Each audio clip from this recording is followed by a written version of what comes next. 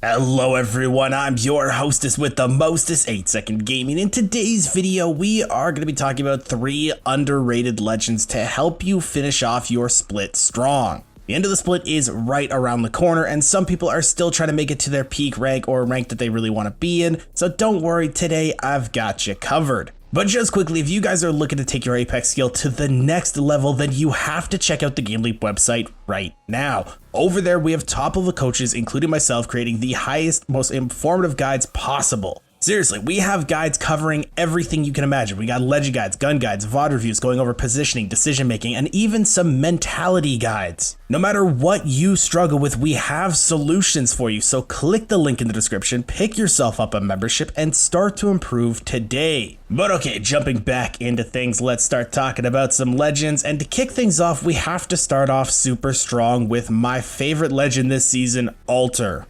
Alter is still a new legend that not a lot of people know how to play against, and she has a ton of really interesting movesets that she can be whipping out. Her skill ceiling is super high, so you can pull off some insane moves. And also, because she is still super new, we are barely scratching the surface on what Alter can actually do. And my favorite part about her is she can be defensive and offensive at the same time. A lot of issues this season are still third parties. Third parties are one of the biggest things in Apex that do hinder somebody's climb. Sometimes you might not pick the best fight and that isn't your option sometimes. Sometimes teams force it. Sometimes your teammates force it. Nobody really can predict a third party most of the time. But Alter circumvents that because she can just throw down her ultimate and give your team a really safe space to fall back to that teams won't know where you're going. And if they jump through the Alter portal to chase you, your team is probably already set up waiting for them to come through, and it's just going to be free kills for you. I can't tell you how many times I've had a Watson or a Caustic on my team. We've jumped back through the Alter portal, teams have pushed us, and they've just fallen right into a death trap. Another big bonus for Alter was going into this season, they did mess around with her passive perks a little bit, so now she has the ability to scan ring consoles. And the passive perk that you're trading off for this is the extended highlight bars for the health on the enemies when you go through your little portal jump, but that's not really a big trade-off. That one is more quality of life, but you should still be able to see them anyway. So with taking the ring console, you're not really losing a whole lot. There's not really a big trade-off, which is a fantastic upside for Alter. If you happen to be solo queuing and you get a control legend on your team and you don't have to take the ring console, you get the extended highlights, it's a nice quality of life boost. But if you don't have a control legend, you don't need one because Alter can just take that and be perfectly fine still. I have been playing Alter a lot this season, and she has gotten me and my team out of some really sticky situations and also put us into some great spots because I'm able to get ring knowledge on a skirmisher legend. And solo queuers are a vast majority of the people that are playing this game, so if you are one of those solo queuers, Alter's still a fantastic legend because she's able to morph into your team's playstyle extremely easily. A huge thing about solo queuing is being flexible. You have to kind of go with what your teammates are going to do because if you fight them on it, it's just going to cause some chaos, you're not going to be on the same page, and it's just going to cause you to lose points. But with Alter, if your teammates want to make silly, stupid decisions, they can and still be perfectly fine. I love Alter. I cannot say enough fantastic things about her. She is definitely a legend that if you pick her up and start to learn a few tricks on her, you are going to be able to climb extremely easily. But with that being said, let's move into our next legend, and that is going to be the Big Thickums Gibraltar.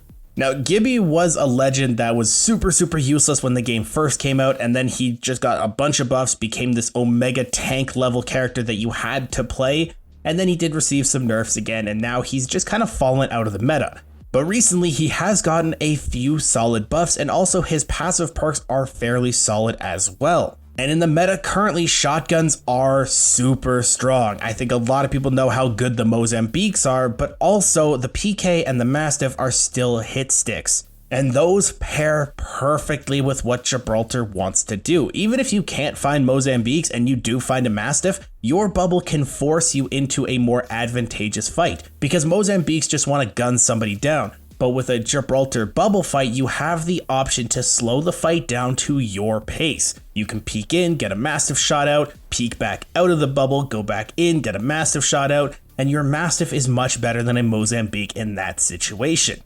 Gibby has a very solid ability that not a lot of legends really have, and that is the ability to control the flow of a fight. If you can control the flow and the pace of a fight to your own will, it is going to be very hard for you to lose that fight.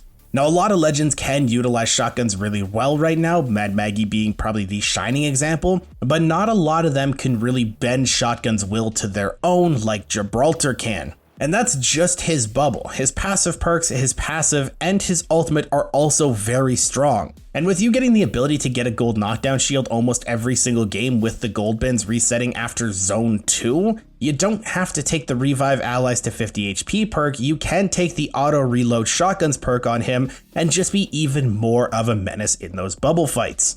Gibby basically has been getting buff after buff after buff in the last couple seasons, and he's really starting to shine in his own little niche once again. So if you're really looking for a support character that can utilize shotguns and start to control the flow of fights, Gibraltar is definitely a standout pick for you. Now moving into our third and final legend, of course we had to go with the one with the biggest personality, and that is going to be Loba. Now Loba the last couple seasons did kind of go through a weird dip in her usefulness because she wasn't really as needed. But this season, especially on E-District, being able to snag loot from other teams is a very big upside.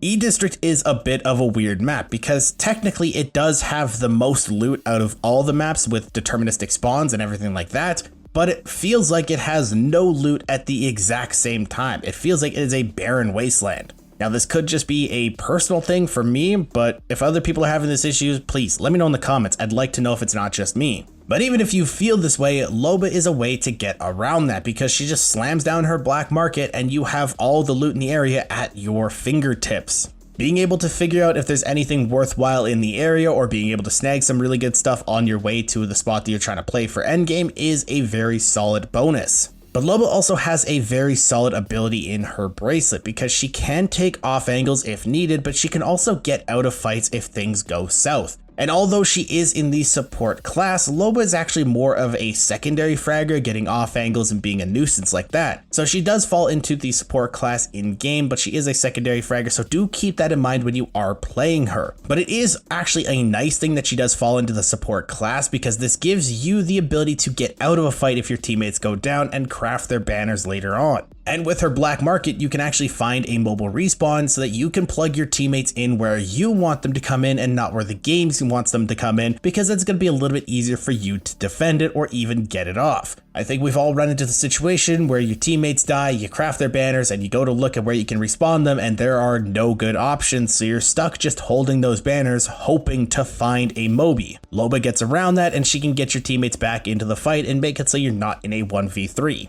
Now these are just some of the underrated legends in my opinion that do deserve a little bit more spotlight time because they are very solid this season. But if you guys are finding success with a certain legend, let me know in the comments down below. I would love to hear about it. And if you guys want to stay up to date with the latest and greatest Apex Legends tips, tricks, and news, don't forget to smash that like and subscribe button. Thank you all for watching. Once again, I'm 8 Second Gaming. I'll see you guys in the next one.